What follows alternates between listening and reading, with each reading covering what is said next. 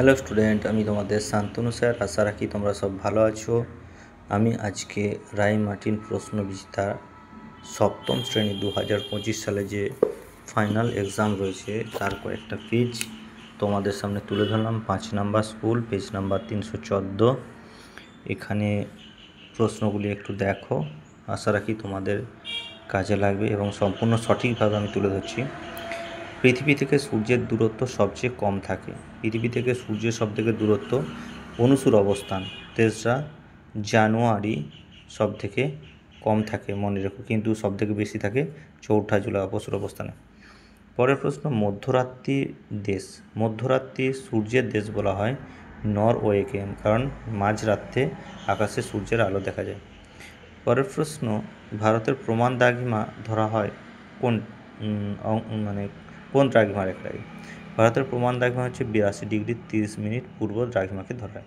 পরের, কলকাতার অক্ষাংশ কত? কলকাতার অক্ষাংশ 22 ডিগ্রি 34 মিনিট উত্তর, আর দ্রাঘিমাংশ হচ্ছে 88 ডিগ্রি 30 মিনিট পূর্ব। আচ্ছা, পরের প্রশ্ন, সমচাপ রেখায় বায়ুর চাপকে মাপা হয় মিলিবার একক। বায়ুর চাপ মানে হচ্ছে মিলিবার এককে মাপা হবে। নেক্সট, বায়ুর উচ্চচাপ লক্ষ্য করা যায় কোথায়? না, উচ্চচাপ লক্ষ্য করা যায় মেরু অঞ্চলেও, তুন্দ্রা অঞ্চলেতেও লক্ষ্য করা যায়, ক্রান্তীয় অঞ্চলেও লক্ষ্য করা যায়। এখানে তোমরা মেরু অঞ্চলেও করতে পারো, তুন্দ্রা অঞ্চলেও করতে পারো, কোনো ভুল নেই।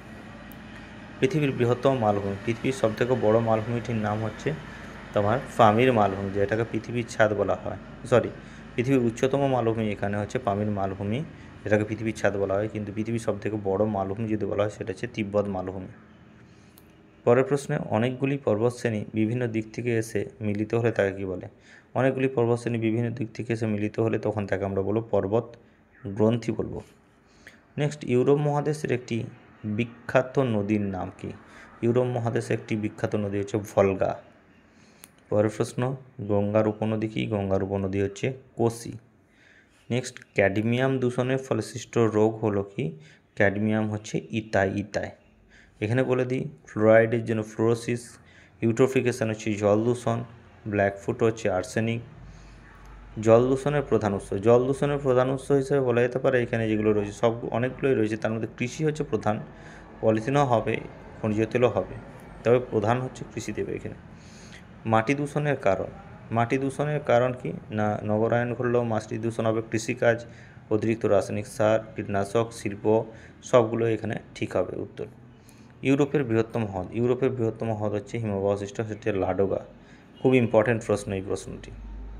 পরের প্রশ্ন, লন্ডন অববাহিকার প্রধান নদী হচ্ছে টেমস। পরের, ফোল্ডার ভূমির সবচেয়ে বড় প্রকল্পের নাম কি? ফোল্ডার ভূমির সবচেয়ে বড় প্রকল্প হচ্ছে জুইটাজি। এটাও খুব ইম্পর্টেন্ট প্রশ্ন। 3 দাগেরগুলো দেখো, নিচের প্রশ্নগুলির উত্তর দাও। একটা, একটি ভঙ্গিল পর্বতের নাম। এখানে ভঙ্গিল পর্বত বলেছে, নবীন বা প্রাচীন কিছু বলেনি, আমি দুটোই দিয়েছি। নবীন হিসাবে হিমালয় ভঙ্গিল পর্বত দিবে, আর প্রাচীন আরাবলি, দুটোর মধ্যে যে কোনো একটা লিখবে, সেটাই উত্তর হবে। ইউরোপ মহাদেশের সর্বোচ্চ শৃঙ্গের নাম হচ্ছে এলব্রুজ। নেক্সট, একটি অনিত্যবহ নদীর নাম। অনিত্য মানে হচ্ছে মানে সবসময় জল থাকে না। বাঁকুড়ার গন্ধেশ্বরী হতে পারে, দামোদর হতে পারে, আরও যে কোনো দিতে পারো। বায়ুর চাপ মাপা যন্ত্রের নাম কি? বায়ুর চাপ মাপা যন্ত্রের নাম হচ্ছে ব্যারোমিটার। পরের প্রশ্ন, গঙ্গা নদীর উৎপত্তিস্থল কোথায়? না, গঙ্গা নদীর উৎপত্তিস্থল হল গঙ্গোত্রী হিমবাহের গুহা। 4 নম্বর, শূন্যস্থান পূরণ করো। একে দিয়েছে নদী উপত্যকা দ্বারা বিচ্ছিন্ন মালভূমি হলো ববচ্ছিন্ন মালভূমি। পরের প্রশ্ন, উৎস থেকে মোহনা পর্যন্ত যে খাতের মধ্য দিয়ে নদী প্রবাহিত হয় তাকে নদীর উপত্যকা বলা হয়। নেক্সট, পৃথিবীর কক্ষপথের সঙ্গে কত ডিগ্রি কোণে থাকে? 66 ডিগ্রি।